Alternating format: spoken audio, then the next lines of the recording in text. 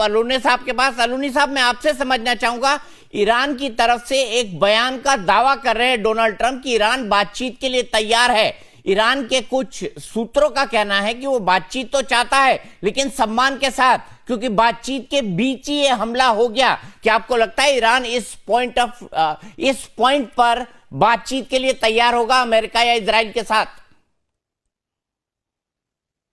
दीपक जी, बहुत धन्यवाद मुझे जोड़ने के लिए। सबसे पहले तो शायद मैं इस देश के उन लाखों लोगों में से एक होऊंगा जो छोटा होते हुए खाड़ी देशों को जो मैंने समझा था वो आपकी आवाज में समझा था जब आप खाड़ी युद्ध के दौरान वहां पर इराक और ईरान में थे। तो आज आपके बीच आपके साथ ही डिबेट करने का मौका मिला, इसलिए मैं बहुत खुश हूँ। मुझे याद है बहरहाल आपका 2003 प्रश्न 2 बड़ा महीने दिलचस्प। बगदाद में। जी जी, मुझे याद है भाई। मतलब जब मेरी पत्रकारिता में जो मेरी समझ पड़ी थी विदेश नीति में, उसका श्रेय आपको भी है क्योंकि आपकी नजरों से मैंने देखा था। देखिए दीपक जी, सवाल बड़ा दिलचस्प है आपका कि क्या ईरान ने बातचीत की पेशकश की है। हो सकता है कि ईरान ने बातचीत की पेशकश की और निश्चित तौर पर ईरान ने बातचीत की पेशकश भी करना चाहिए, क्योंकि आप अपने देश को यदि विध्वंस से बचाना चाहते हैं तो आपको बातचीत की पेशकश करना चाहिए।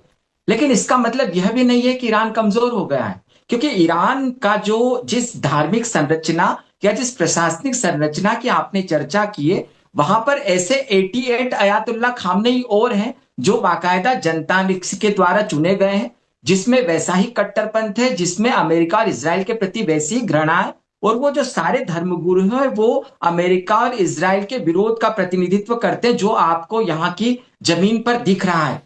तो इस समय जबकि ट्रंप ने बहुत ही योजनाबद्ध तरीके से ईरान को घेर रखा है, जबकि ट्रंप की जो सुन्नी कार्य योजना, यहां पर सुन्नी कार्य योजना कहना चाहिए क्योंकि आपने सऊदी अरब और पाकिस्तान का एक सुरक्षा गठबंधन होने दिया, और पाकिस्तान की लंबी सीमा ईरान से लगती है। पाकिस्तान जो है अपने बम को इस्लामिक बम कहता है, लेकिन जो पाकिस्तान है वो अपनी उसी सुरक्षा गठबंधन में फंस गया जैसा ट्रंप चाहते थे।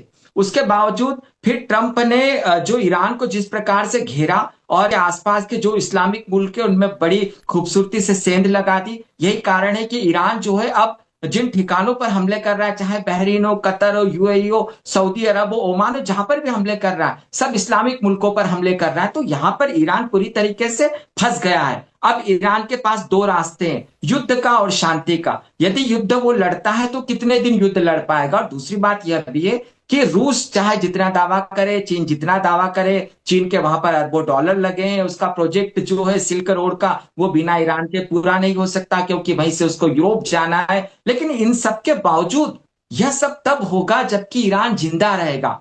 तो ईरान में जो लोग हैं वो खामने की मौत से जश्न भी मना रहे हैं। कुर्दिस्तान में जश्न होगा, सुन्नी बाहुल्य इलाकों में जश्न होगा, लेकिन अंततः 95% आबादी वहां की शिया है और वो शियाओं के धर्मगुरु है। तो अभी लोग बहुत गुस्से में हैं और इस गुस्से के बीच शायद ही ईरान की कोई कोई नेता होगा जो ये साहस कर पाएगा, धर्मगुरु होगा जो साहस कर पाएगा कि वो बातचीत की पेशकश करे। इस कारण से बातचीत की पेशकश खुलेआम नजर नहीं आ रही है। लेकिन यह भी सच है कि जो इस्लामिक रिवोल्यूशनरी गार्ड है या जो वहां के धर्मगुरु है या जो ईरान की राजनीति में हावी, क्योंकि दीपक जी यहां पर यह भी तो समझना पड़ेगा कि खामने की हत्या जो हुई है या खामने की जो मौत हुई है वो कोई संयोग नहीं है। मोसाद दुनिया में सबसे ज्यादा कई शक्तिशाली है, इसराइल के बाद तो ईरान में ही है। तो ईरान में रिवोल्यूशनरी गार्ड को या वहां के धर्मगुरुओं को इस बात की कल्पना है। और यहां पर एक बात तो स्वीकार करना पड़ेगी, तमाम इस्लामिक मुल्क आप ले लीजिए, लोकतंत्र नहीं होने से वहां पर एक धार्मिक तंत्र या राजतंत्र पलता है। और जहां पर भी राजतंत्र और धार्मिक तंत्र का मिलाप होता है वहां पर सत्ता पर बने रहने की या सत्ता पर सेंध लगाने की ज्यादा जो है संभावनाएं बन जाती है। और उन संभावनाओं को तलाशते ईरान में कितने लोग हैं इसके बारे में पता नहीं। लेकिन अभी ट्रंप के लिए मुश्किल यह है कि कोई भी धर्मगुरु खुले तौर पर यह नहीं कह रहा है कि इस युद्ध को समाप्त कर दिया जाए और उसको सर्वोच्च सत्ता दे दी जाए। जैसे ही इस बात का कहीं ऐलान होता है ये युद्ध समाप्त हो जाएगा। लेकिन फिलहाल यदि ईरान को जिंदा रहना है तो उसे प्रतिकार को ज्यादा बढ़ाने के बजाय, क्योंकि ज्यादा प्रतिकार करने के पास उसके पास हथियार नहीं है, चीन हथियार नहीं दे रहा, रूस हथियार नहीं दे रहा, उत्तर कोरिया हथियार नहीं दे रहा, ईरान को थमना पड़ेगा। और जरूरी है कि वह देर करने के बजाय जितनी जल्दी हो वो बातचीत की मेज पर लौट जाए। दीपक जी। ठीक है, बहुत बहुत शुक्रिया अलूनी साहब आपका, जनरल साहब आपका, और ब्रिगेडियर साहब आप तीनों का हमसे बात करने के लिए, तमाम अपने व्यूज शेयर करने के लिए। लेकिन लोगों को ये समझना पड़ेगा, ईरान और इराक में एक बहुत बड़ा अंतर है।